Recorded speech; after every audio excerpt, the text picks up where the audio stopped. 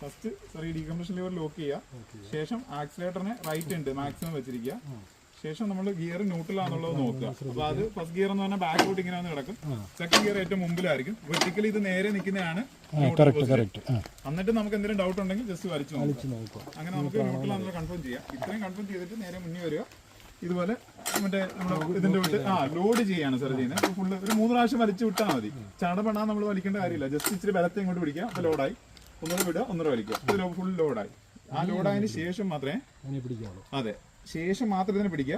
ഇതിനെ പിടിച്ചു കഴിഞ്ഞാൽ പിന്നെ വലിച്ച് സ്റ്റാർട്ടാക്കുന്ന ഒറ്റ കാര്യമാണ് ചെയ്യുന്നത്. ഇപ്പൊ വലിച്ച് സ്റ്റാർട്ടായി, ഇപ്പൊ ഒരു പ്രാവശ്യം പിടിച്ച് സ്റ്റാർട്ടായില്ല, അപ്പോഴും പിന്നെ നമ്മൾ ആ ചെയ്ത അതേ പ്രോസസ് പിന്നെയും ചെയ്യണം. ഇത് പോകണ്ട, ഇവിടെ മാത്രം വീണ്ടും ഞാൻ വലിച്ച് സ്റ്റാർട്ടായില്ല, അത് പോയി.